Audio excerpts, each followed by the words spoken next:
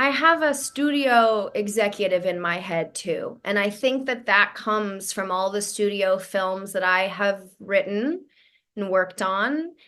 And I have him in my head, and he tells me, you can't have three sex scenes.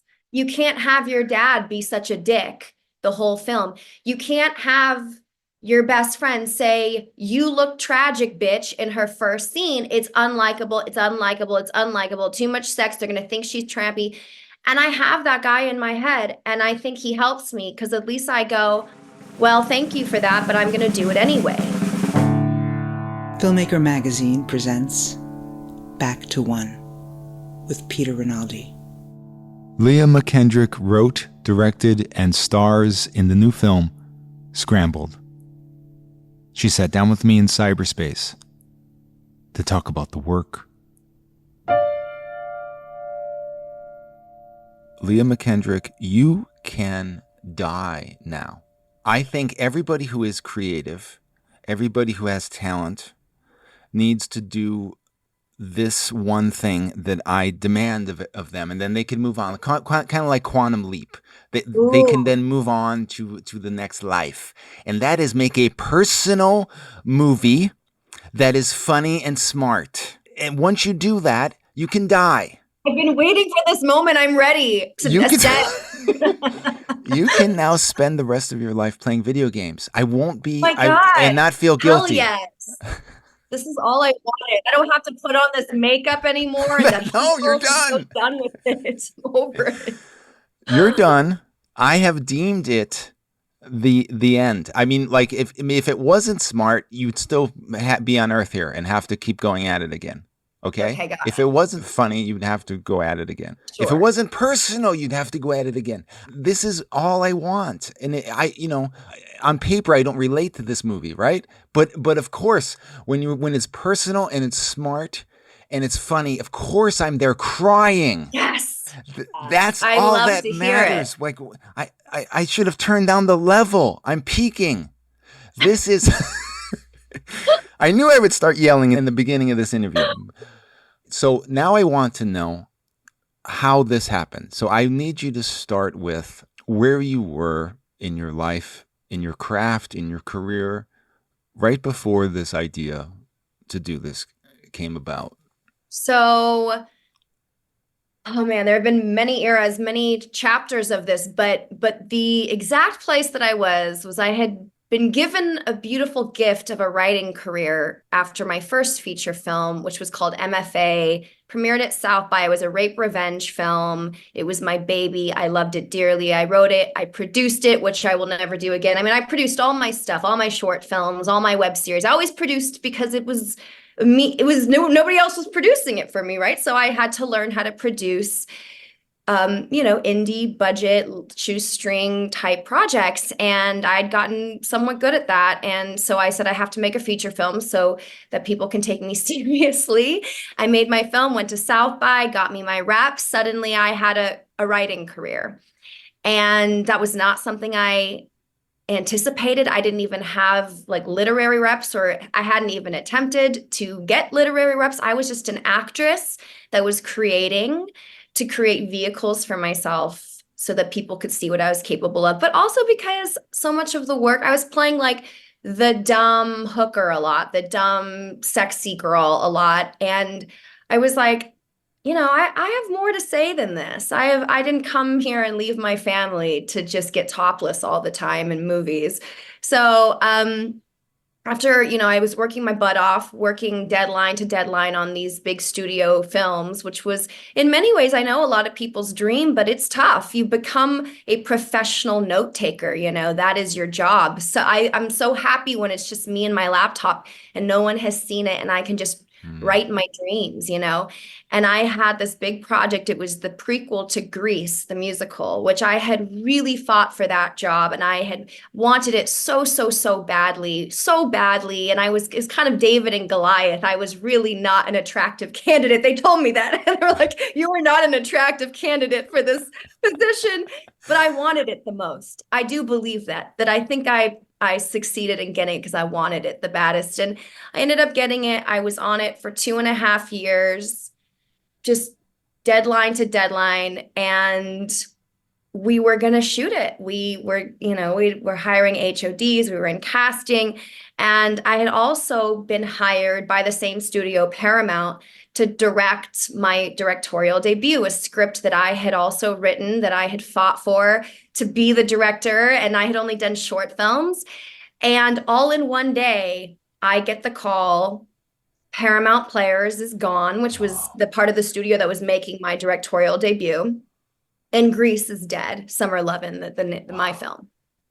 And it flung me immediately from, cloud nine to rock bottom. I just was like, I have done everything right. I made my own content. I worked my ass off. I have taken all the notes and fought for this and been at the center of, I've been the nucleus of this storm, this perfect storm on some of these films. And for what? Like, what do I have to show? And sure, you could say money. I got paid for everything, but I didn't move here to make money and not make movies. Like, I used to make movies, even call them, you can hate on them, call them short films or web series and turn your nose up. Or my indie film that I made that went to South by. I'm fucking proud of my body of work because I created it, and I hired everyone, and I worked my ass off, and we created magic together, me and the team, my cast and my crews on all of my projects. So I just felt like I had made a deal with the devil to suddenly start making money and not make movies. And I cried for about a week. I just crawled into bed, and then I had a team call with my agents and my manager, and I cried, and I just said, I can't do this anymore. I feel like everyone is stay in your lane as a writer, and nobody believes that I'm an actor. I have a degree in acting. I've been acting since I was a little kid. No one wants me to do anything but write, but that is not paying off.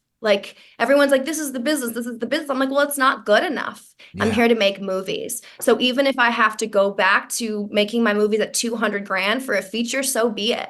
Because at least I was out there showing people what I'm capable of, And so I said, I need you to buy me a month away from my deadlines and all of, the overlords that want their scripts. I said to my lawyer, I was like, can I quit everything that I'm on? And they're like, well, you've been paid. They're like, no. Can you just turn in the scripts and then we can kind of push you off of all of these projects? I said, okay, well then buy me a month. I will write all these scripts, but I need to write my script about freezing my eggs, because a year prior I had frozen my eggs and it had been this very existential experience for me. But as soon as my eggs were in the freezer, it was back to work you go. And the overlords are calling. So I took a month. I wrote the script for Scrambled. I came out of it. I said, here's a script. I'm not taking notes, and I'm going to direct it, and I'm going to star in it. Non-negotiable. Wow. And my team was like, oh, Jesus, give us 2 months to just send this out to, the big kids, the producers. I said, don't even bother sending it to studios because I'm not selling it. I'm playing that game. I've already been in that game of the selling to studios. And they got it done. I was ready to make it for my own money, shoestring budget. Wow. With my friends, but I said, I'm shooting it this summer. This was April. So as making a movie, you write it in a month and then you say, we're shooting it this summer, and I'm not taking notes, and I'm directing, first time director as a woman, and I'm starring, and I'm not a movie. I mean, it was just again, not an attractive package, but you become very brave at rock bottom, don't you? You don't really have much to lose, do you? Right. So I had grown quite headstrong in that moment. I mean, when you think about this story, right? When you think about how, let's just say you didn't have that representation coming out of South by Southwest. You didn't spend those years writing. You didn't, like you said, you didn't hit rock bottom. Then you would still have this amazing story. You would still want to act in it. And then what would have happened? They would have either noted the fuck out of it and given you notes so it whittles down into some stupid bullshit. Or they'd say, well, it's amazing, but we want this person to star in it. Yes. Right. And you would have, at a certain point, you would have given up. Yes. Because there is no other way to do it. Right. Yes. And so this needed to happen in this way, in a way. I mean, it was the way that I felt deeply protective because it's inspired by my real life. It's inspired by my real family. It's inspired by my real friends. It's inspired by the real men that I have dated. And I just thought it is hard enough in the past handing over my work to other directors. I have cried about it. I have gone kicking and screaming at, I have been there where I have handed off my baby. And isn't film about collaboration? And isn't that beautiful when a director comes in and has a vision and infuses their own life experiences into something? That is what makes film magical. But once in a while, you go, my vision is enough. And I'm going to trust my own North Star because this is deeply personal to me. And everyone around me will still infuse their visions into mine, which is my cinematographer, my actors, everyone that was on that set created what you see on screen. We did it together, but I think in this instance, I thought no one is going to steer the ship but me, and I need that to happen because I've lost enough, I think is how I felt. I'm fascinated by the idea that you could spend that much time writing for a studio and still spend this month writing this script, and me sitting there on my couch. I wish I saw this in the movie theater, but that's just the way it works sometimes, right? And I can get to a certain point in the movie and think, well, this is where it's going to go off the rails, because everything goes off the rails anymore because I'm a snob. And this is where third act is where it usually goes off the rails. And the third act comes in this, and it doesn't go off the rails. And by go off the rails, I mean go in the formula, and there's got to be like 7 different endings, it seems like, in movies now, because there's so many notes, Sure. so the idea that you can still have access to what I'm assuming is like your true self as a writer, and have written it in this month after kind of putting on the studio hat and getting all the notes for that stuff. Yeah. How did you have that clear lane of your own voice still? I felt my voice more in that moment than ever because, and people always ask me, how can you just cry on command? How is it? And I go, because when you are the director and the writer and the star of something, it is such high stakes as is. You are living in the most emotion. I can cry at any given moment on that set. I could cry because I'm already so, emotional. I've torn off my skin to make this movie. I have no skin. It's all right there on the surface. And so I felt the same way after they killed, my movies, that I felt so deeply in my feelings and so authentic. When you feel pain, it's like grief. When you've lost somebody, when you've gone through a breakup, you're crying. I mean, that's the most honest moment, that's why I'm a big crier. I just think there's something really cathartic and beautiful about being that honest about anything you're feeling. And that's why I love laughter as well, that, you can laugh in some of the darkest moments because every emotion is right there on the surface. So then the part happens where you have to cast this thing. And of course, that matters too. You could have a great script, but if the people aren't going to take this material and aren't going to land on the tone correctly, you know what I mean? Because now you're wearing all the hats for the first time. I mean, right? Because you haven't really directed a feature that you wrote. Right. And are in before. So you almost have to have this confidence in everyone else Yes. automatically. So was there any fights about the other castings, or did you all have control over that? And talk a little bit about how that process came out. I was really, really given a lot of power on this. I'm going to be honest. My producers at Megamix, there was no fighting with me about cast. Let me put it that way. They really just, same thing with my casting director, Lisa Zagoria, like, it's my vision. And they enabled that, and they facilitated that, and they supported that. And that's the dream, right? That's the dream that as a first-time director. But I think also everyone knew that this is like my story, and that I'm trying to create a heightened version of a real life story. So I think everyone kind of trusted, well, she knows what this needs to look like. So no one fought with me. There was no fighting. Everyone was supportive of me and my ideas. But I fought very hard. We fought very hard for the actors that we got. And you have to, because what you realize is Nellie is truly, she's in every scene. She's the star of this movie. So that means that a lot of the supporting characters, sometimes they only have one scene. Sometimes they only have a couple lines. Every person that is in this film, even if it's just a couple lines, is really important to me. They are all playing a very critical role in this journey. And so every single actor obviously was handpicked. Some of them auditioned, some of them I was a fan of their work and I wrote them love letters and begged. Sometimes I had worked with them in the past. Sometimes it was an actor that Lisa knew, being a casting director and knowing just all the incredible actors in this business and fight her pulling for them and saying, I think this actor is really capable, even though maybe they don't have it in their reel. But I sometimes I would say I don't think they're right for it. And she would have them audition and send me a tape to prove me wrong. And so a couple times I was like, you were right. And I was wrong. They are really, I think that they are perfect, actually. So sometimes, I just really liked an actor. And it wasn't exactly how I envisioned it initially, but I just thought this person is bringing a really cool new color and a fresh take. And I just like them. I like their vibe and I like their look and I like their energy. So I'm gonna take a chance on them. So, but I will be honest, you're not taking a lot of chances when you're the star. You can't gamble much in your cast because you go, I want to be the gamble.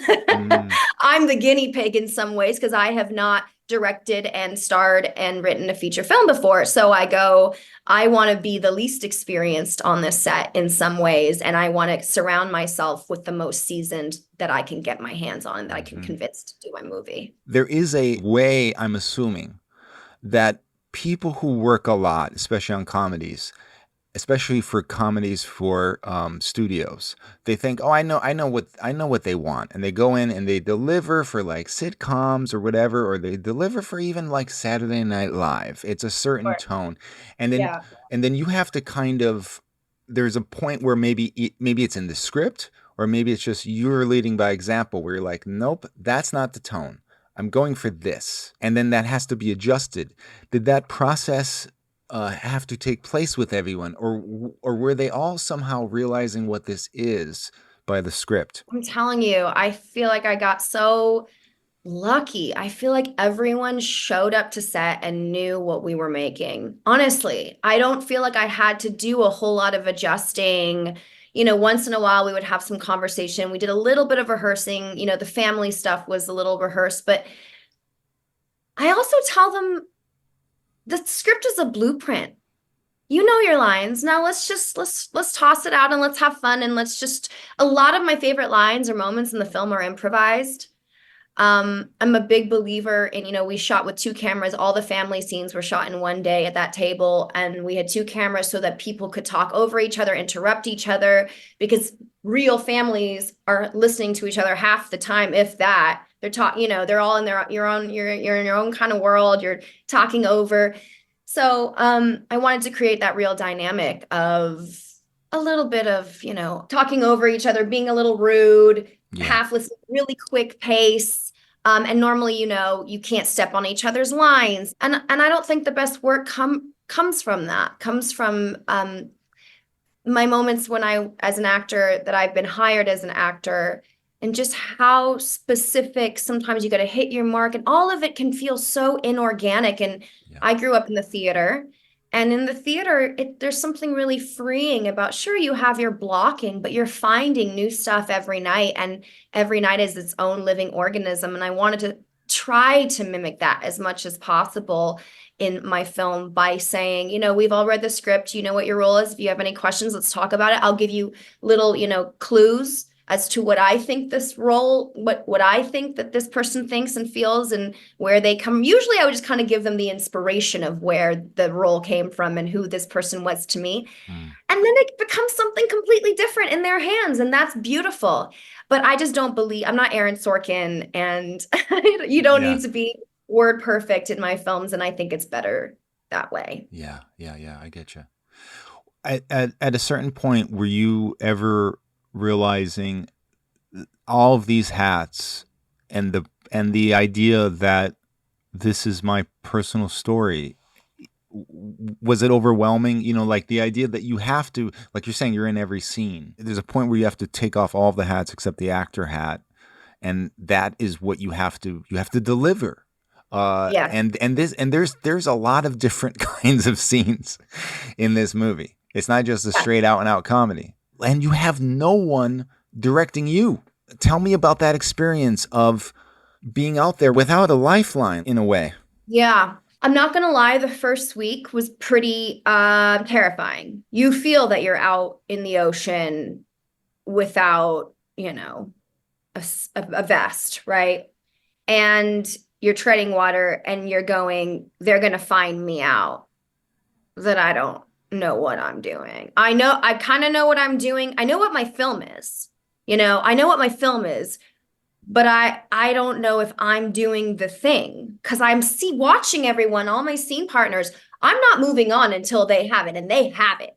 So I know that my actors have it, but I don't know if I have it because I have no time to review the footage. If I reviewed the footage, we would never make our days. So a lot of times I'm just moving on and going, I don't fucking know what I got. I don't know what I did. So I called up Jonathan Levine, my producer, who's a very esteemed, celebrated director himself. He did 50-50. He did, he's a big deal. And I said, Jonathan, I was on set. I don't know, like, I know my actors are getting it, but I'm panicked because my AD is in my ear and I'm trying to make my days and I'm feeling it in my heart, but I don't know if it's translating to screen, and I'm panicked about it. And he said, Leah, just go again. Just, what takes so long, what eats up the day is setting up new shots. It's not going to eat up the day to just not cut, going again. Just start over and make sure, instead of just forcing yourself to do everything in 2 takes, get a 3rd take, get a 4th take. Don't ask for permission. It's your set. Just get more takes in doubt. And I thought, oh, I can do that. I can do that. Right. Okay. I can do that. Because I was like performing directing, where I thought, and I also thought that if I wasn't able to get it in 2 takes, I was maybe a bad actor, or maybe people would lose faith in me if I was needing more takes. And then the thing that freed me up to just get more takes. And then also the other thing that really was my saving grace was every night I would come home, all the footage would be uploaded digitally every day. As it was happening, it was being uploaded. Wow. So I could watch my footage until I fell asleep. And I would just watch not every take, but I would just watch my stuff, because I was able to watch my actors when I'm working with my actors. I know, but my own stuff. And then I would go, oh no, it's translating. It's there. It's happening. It's real for me. And I think it's translating. And then I just started to relax into it. But that first week was really scary because you can't watch yourself, and everyone's just trusting you, and you might be really shitting the bed, and no one's going to tell you that. So, until it smells, until it really smells, no one is telling you. And also another thing is, like, you're so afraid to ask because you think that if you ask, was that good? Do I have it? That they'll either lie to you and say, yeah, you were so good, or they'll hurt your feelings.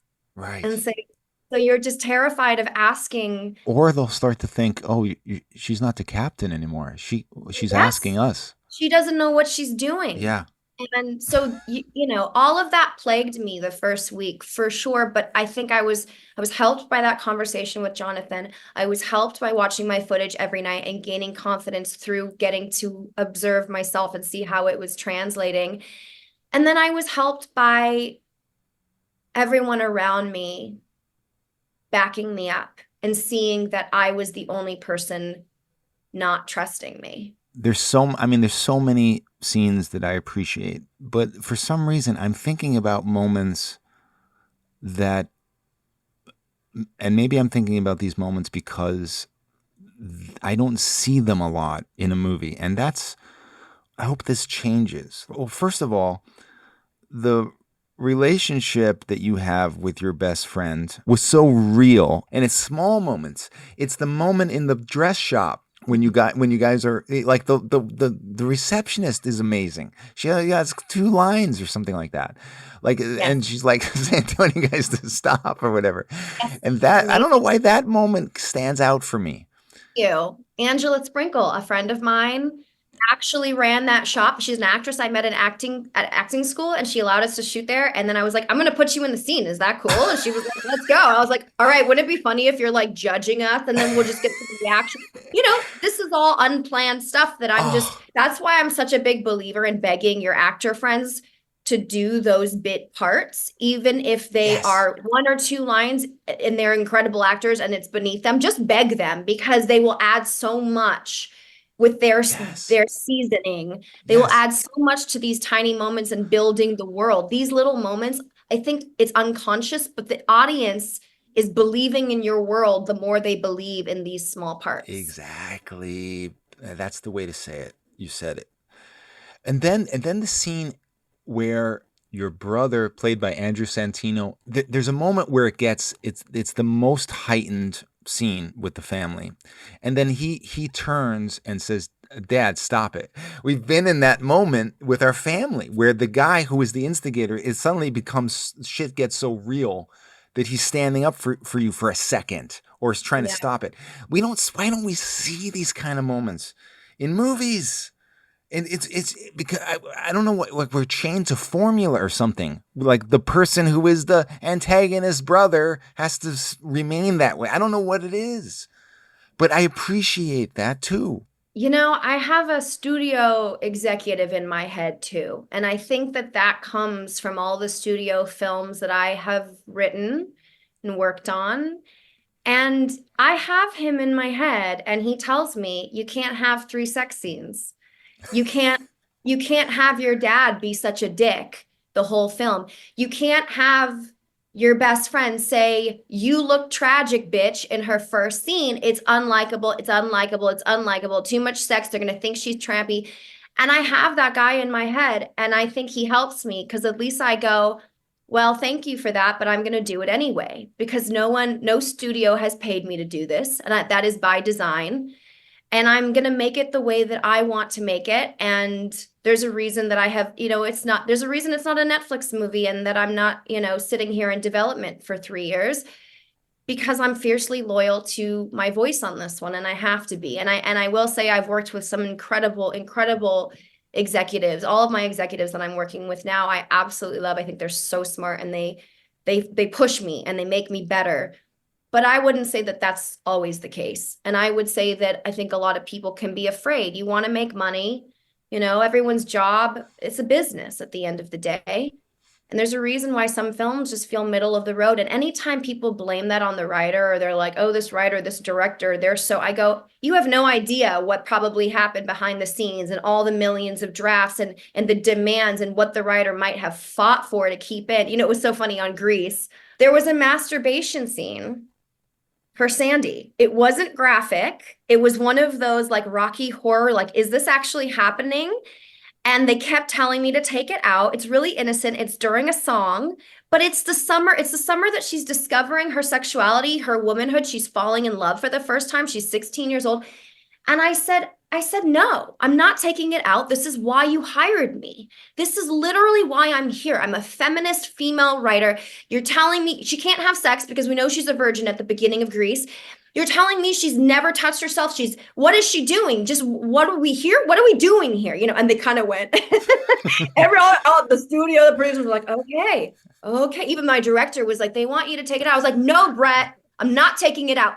I will die on this hill. This is why you hired me. I came here to bring the real shit, to infuse it with some real romance, some real sexuality. This movie is about sex. Grease is about sex. Why are we so puritanical all of a sudden?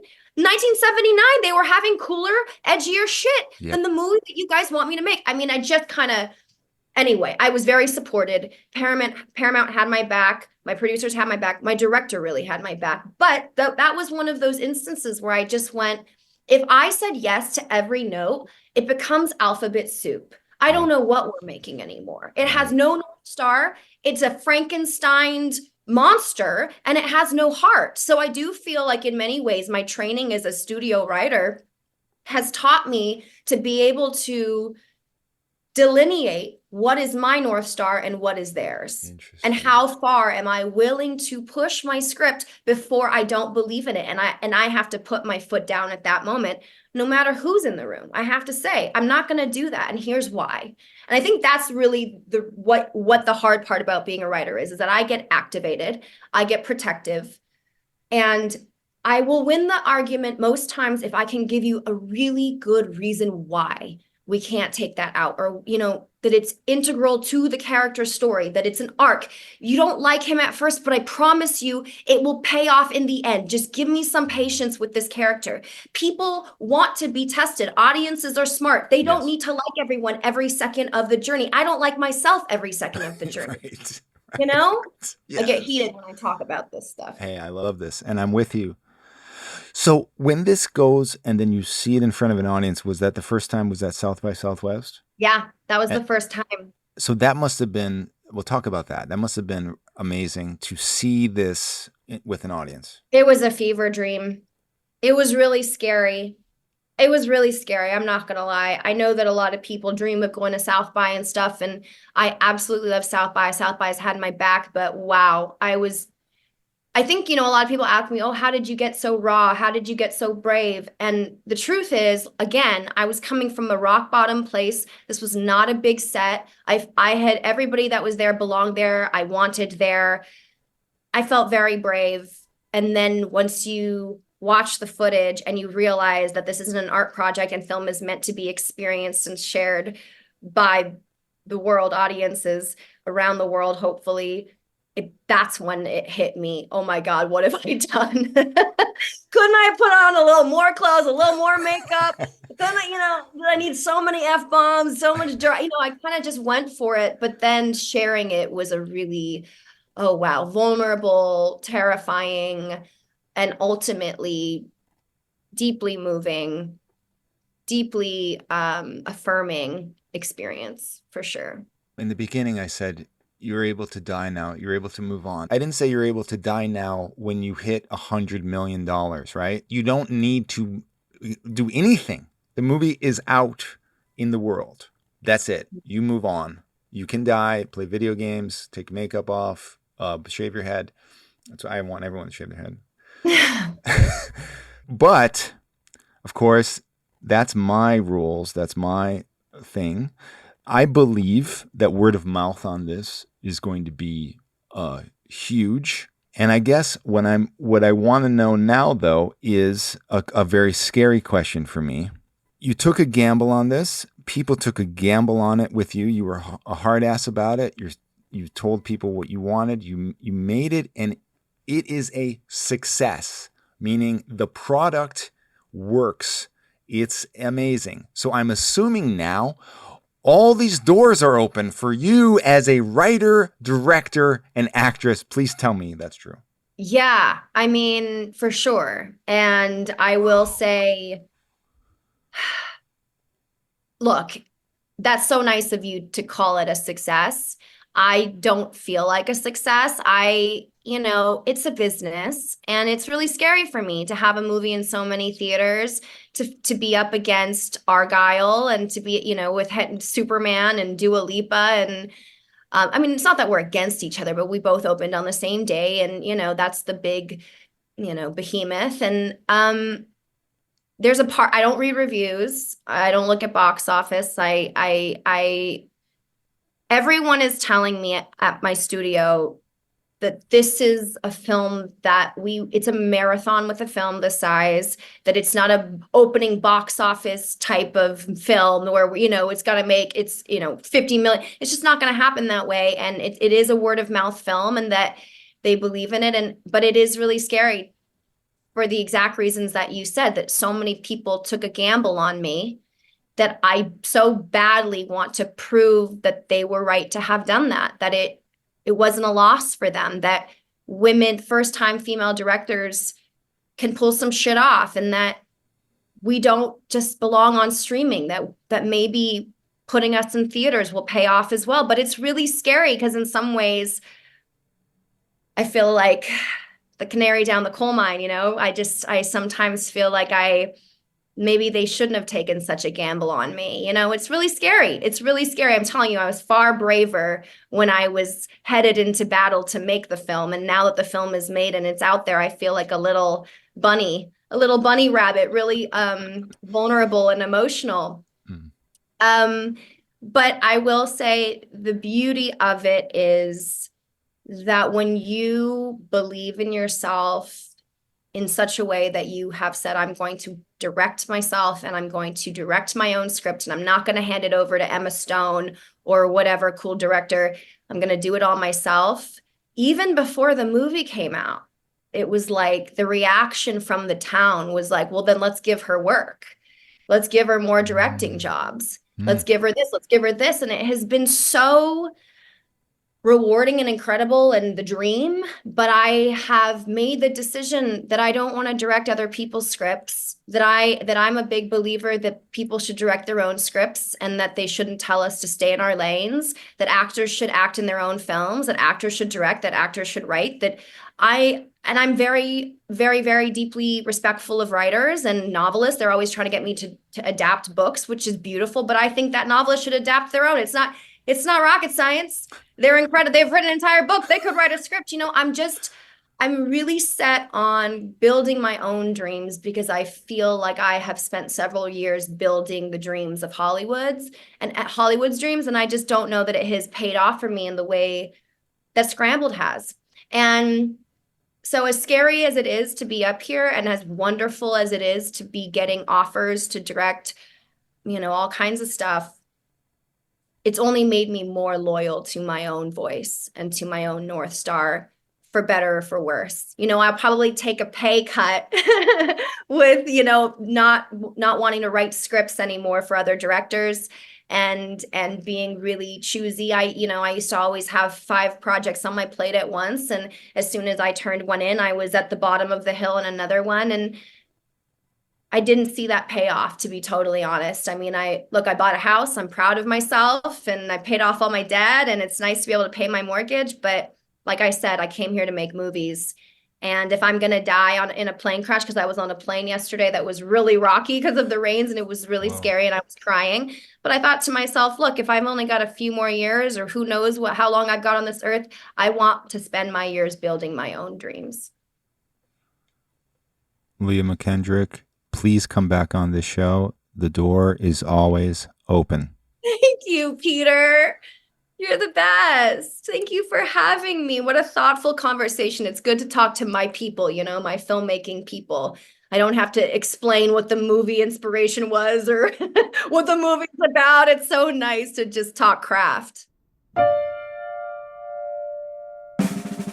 Back to One is a production of Filmmaker Magazine, which is a publication of The Gotham, formerly IFP. Listen to back episodes of this podcast at filmmakermagazine.com or wherever you get your podcasts.